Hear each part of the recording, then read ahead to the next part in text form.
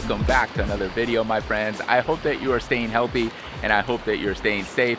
Today on this channel, I am at the Catawba River, the beautiful Catawba River here in South Carolina. I'm shooting on the 15 to 35, and what the video is about today is I am going to cycle through each of the shooting modes, and I'm gonna shoot based on what it tells me to do, only minus maybe aperture priority, shutter priority, and manual mode. But outside of that, I want to shoot what the camera tells me, and I just want to talk about a little bit of the differences between each of the modes, and you can decide for yourself what might be the best opportunity or occasion to shoot in one of these modes.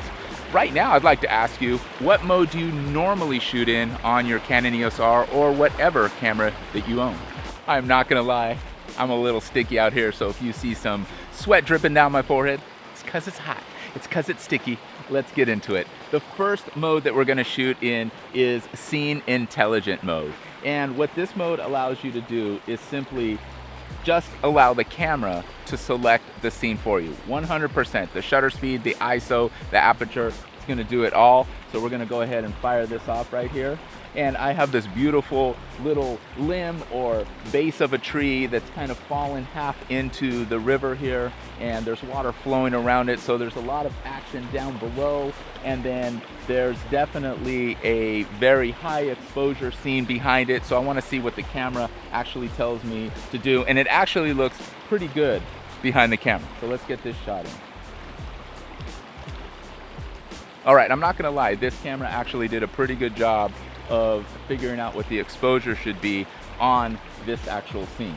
All right, we're gonna move on from Scene Intelligent mode and move on to Flexible Priority mode. Now what Flexible Priority allows you to do, it's very similar to Scene Intelligent. If you don't touch any of the settings, it's gonna choose everything for you. But what's really cool and flexible about Flexible Priority mode, if you want it 100% automatic, then you let it ride. Otherwise, you can go ahead and select each of the exposure settings and adjust them accordingly. So let's give this a shot. I'm gonna go ahead and move down the aperture a little bit. I'm gonna stop down to f16, get a little bit more of that sky detail in. Otherwise, I think I'm gonna leave the shutter speed alone, and I'm gonna leave the ISO alone, and go ahead and trigger this shot.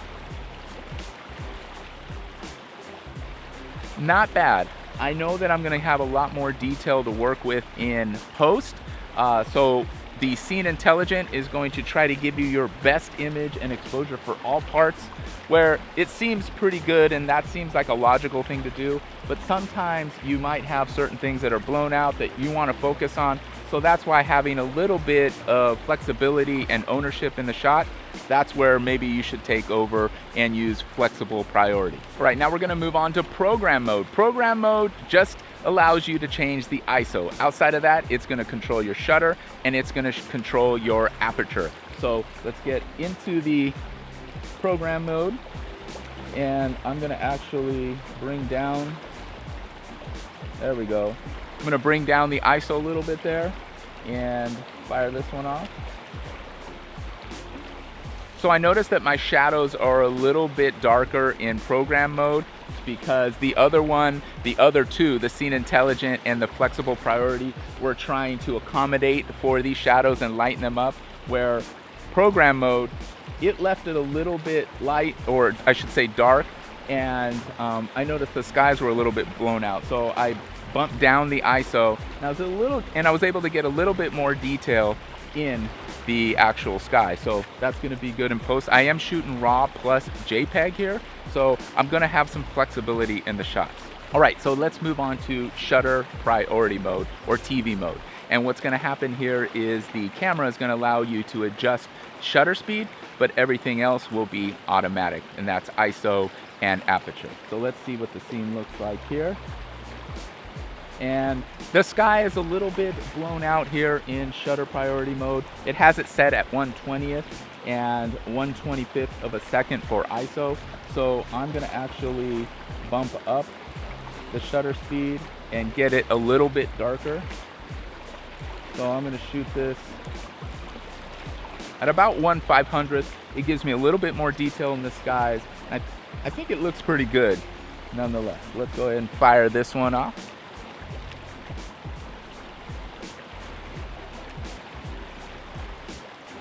All right, let's move on to AV mode, or aperture priority mode. And boy, am I sweating. But thank you for being with me here today. All right, what aperture priority mode allows you to do is adjust just that, just the aperture, and both the shutter speed and the ISO will be automatic. So let's see what it's giving us here for this.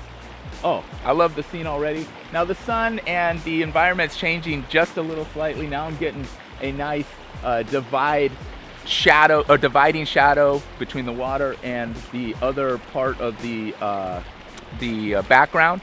But anyways, nonetheless, I love this shot right here. So it's gonna be a little different.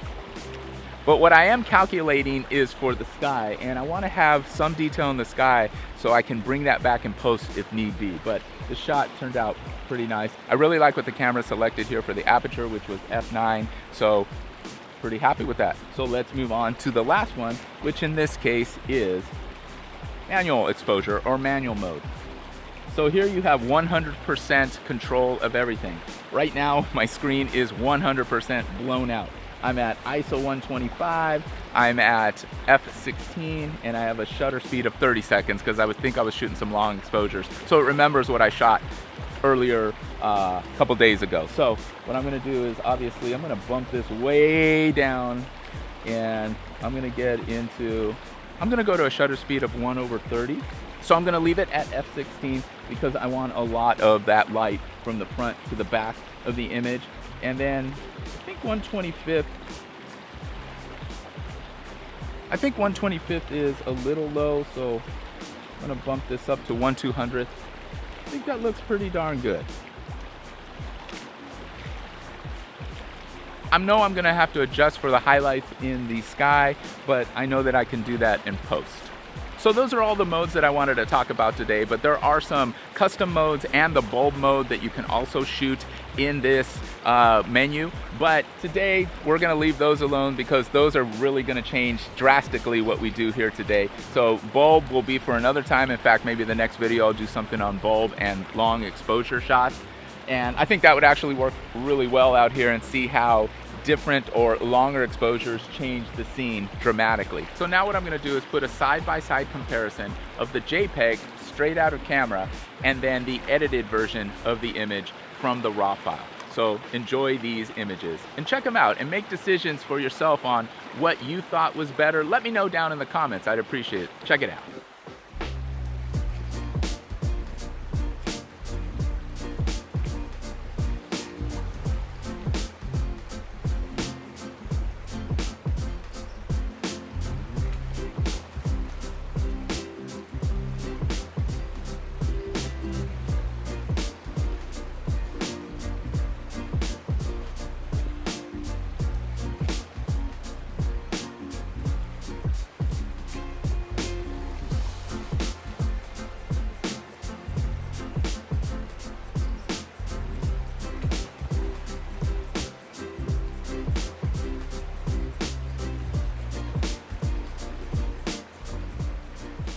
All right, everybody, that's gonna do it. Thanks so much for watching, reporting from the beautiful Catawba River in South Carolina. If you liked any part of the video, I would appreciate a like or a thumbs up.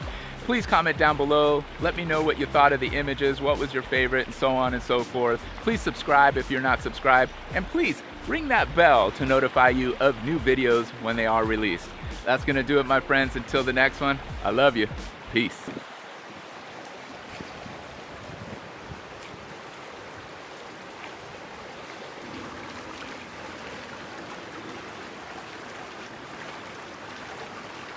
Oh,